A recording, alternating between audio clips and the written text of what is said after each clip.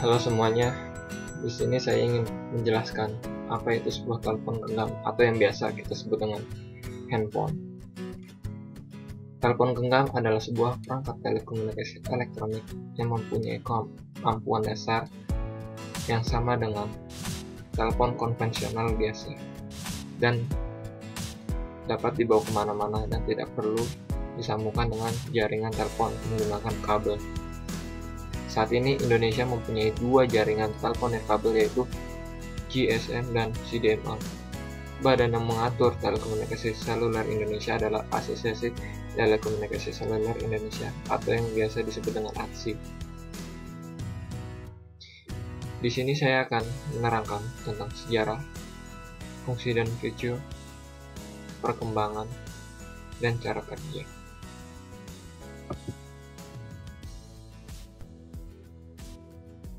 Sejarah penemuan telepon genggam. Telepon genggam ditemukan oleh Martin Cooper, seorang karyawan Motorola pada tanggal 3 April tahun 1973. Ide yang dicetuskan oleh Cooper adalah sebuah alat komunikasi yang kecil dan mudah dibawa bepergian secara fleksibel. Cooper bersama timnya menghadapi tantangan bagaimana memasukkan semua material elektronik ke dalam alat yang berukuran kecil tersebut untuk pertama kali. Namun akhirnya sebuah telepon genggam pertama berhasil diselesaikan dengan total bobot seberat 2 kg. Untuk memproduksinya, Motorola membutuhkan biaya setara dengan 1 juta US dollar. Setelah berhasil memproduksi telepon genggam, tantangan berat berikutnya adalah mengadaptasi infrastruktur untuk mendukung sistem komunikasi telepon genggam tersebut dengan menciptakan sistem jaringan yang membutuhkan 3 MHz spektrum setara dengan 5 channel TV yang tersalur ke seluruh dunia. Tokoh lain yang diketahui berjasa dalam dunia komunikasi seluler adalah Amos Joy Jr. Lahir di Philadelphia tanggal 12 Maret 1918. Ia memang diakui sebagai pakar bidang switching. Ia mendapat ijazah bachelor tahun 1940 dan master 1942 dalam teknik elektronik dari MIT. Tidak lama setelah studi, ia memulai karirnya selama 43 tahun dari Juli 1940 sampai Maret 1983 di Bell Telephone Laboratories. Fungsi dan fitur telepon genggam. Selain berfungsi untuk melakukan dan menerima panggilan telepon, telepon genggam umumnya juga mempunyai fungsi pengiriman dan penerimaan pesan singkat.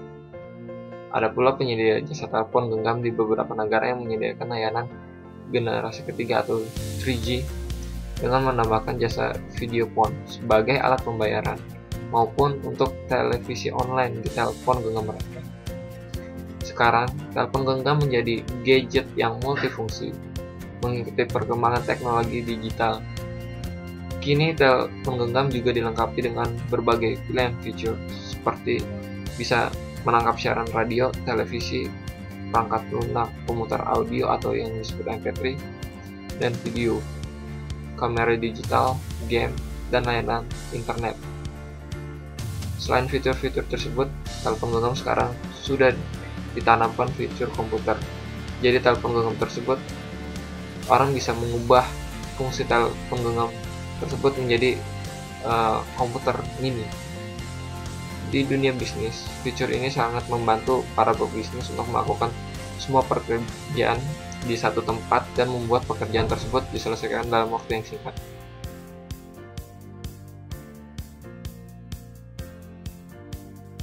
Tahun 1940, Galvin Manufacturing Corporation atau yang disebut Motorola mengembangkan Portable Handy Talkie SCR 536 yang berarti sebuah alat telekomunikasi di medan perang saat Perang Dunia Kedua.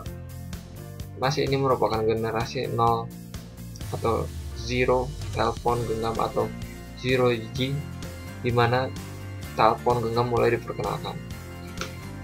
Setelah mengeluarkan SCR 536, kemudian pada tahun 1943 Dolphin Manufacturing Corporation mengeluarkan kembali portable FM radio dua arah pertama kali yang diberi nama SCR 300 dengan model backpack untuk tentara Amerika. Alat ini memiliki berat sekitar 35 pon dan dapat bekerja secara efektif dalam jarak operasi 10-20 mil.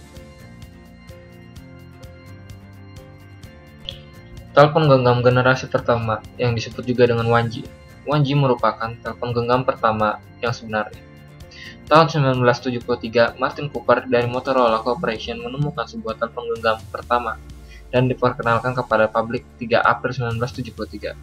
Teknologi yang digunakan masih 1G, bersifat analog dan dikenal dengan AIM-PS. Karena bersifat analog, maka sistem yang digunakan bersifat regional. Salah satu kekurangan 1G adalah karena ukuran yang terlalu besar untuk dipegang, karena baterainya yang terlalu besar. Generasi kedua atau 2G muncul pada sekitar tahun 1990-an. Pada generasi ini, mulai dikenal dengan istilah GSM dan CDMA. Pada generasi 2G, sinyal analog sudah diganti dengan sinyal digital. Penggunaan sinyal digital memperlengkapi telepon genggam dengan pesan suara, panggilan tunggu, dan SMS. Telepon genggam pada generasi ini juga memiliki ukuran yang lebih kecil dan lebih ringan, karena penggunaan teknologi chip digital. Ukuran yang lebih kecil juga dikarenakan kebutuhan tenaga baterai yang lebih kecil. Keunggulan dari generasi 2G adalah ukuran dan berat yang lebih kecil serta sinyal radio yang lebih rendah, sehingga mengurangi efek radiasi yang membahayakan pengguna. Generasi ketiga atau yang biasa disebut dengan 3G memungkinkan operator jaringan untuk memberi pengguna mereka jangkauan yang lebih luas, termasuk internet sebaik video call berteknologi tinggi. Dalam 3G terdapat 3 standar untuk dunia telekomunikasi, yaitu Enhanced Data Rates for GSM Evolution atau yang bisa disebut dengan EDGE, Wideband CDMA, dan CDMA 2000. Kelemahan dari generasi 3G adalah biaya yang relatif lebih tinggi dan kurangnya cakupan jaringan karena masih barunya teknologi ini. Tapi yang lebih menarik pada generasi ini adalah mulai dimasukkannya sistem operasi pada telepon genggam sehingga membuat fitur telepon genggam semakin lengkap, bahkan mendekati fungsi PC. Sistem operasi yang digunakan antara lain Symbian, Android, dan Windows Mobile. Generasi keempat. Generasi ini disebut juga dengan Fourth Generation atau 4G. 4G merupakan sistem telepon genggam yang menawarkan pendekatan baru dan solusi infrastruktur yang mengintegrasikan teknologi nirkabel yang telah ada, termasuk wireless broadband, CDMA, wireless LAN, Bluetooth, dan lain-lain. Sistem 4G berdasarkan heterogeneous jaringan IP, yang memungkinkan pengguna untuk menggunakan beragam sistem kapan saja dan di mana saja. 4G juga memberikan penggunanya kecepatan tinggi, volume tinggi, kualitas baik, jangkauan global, dan fleksibilitas untuk menjelajahi berbagai teknologi berbeda. Terakhir, 4G memberikan pelayanan pengiriman data cepat untuk mengakomodasi berbagai aplikasi multimedia seperti video conferencing, online game, dan lain-lain. Cara kerja sebuah telepon genggam. Di dalam sebuah telepon genggam terdapat pengeras suara, mikrofon, papan tombol, tampilan layar, dan powerful circuit board dengan mikroprosesor yang membuat setiap telepon seperti komputer mini. Bagaimana sebuah panggilan dilakukan oleh telepon genggam? Ketika melakukan panggilan akan dirutekan melalui jaringan landline kepada pengantar nirkabel penerima atau akan dirutekan dalam jaringan nirkabel ke tempat sel terdekat dengan orang yang menjadi tujuan panggilan. Pada saat berbicara di telepon genggam, maka telepon genggam akan menangkap suara dan mengubah suara menjadi energi frekuensi radio atau gelombang radio. Gelombang radio akan berjalan melalui udara hingga menemukan penerima di stasiun dasar terdekat. Stasiun dasar kemudian akan mengirimkan panggilan tersebut melalui jaringan nirkabel hingga sampai pada orang yang menjadi tujuan di telepon. Itulah tadi penjelasan tentang telepon genggam. Kamu bisa mengecek sumbernya dari link ini. Mohon maaf jika ada salah-salah kata. Sekian dan terima kasih.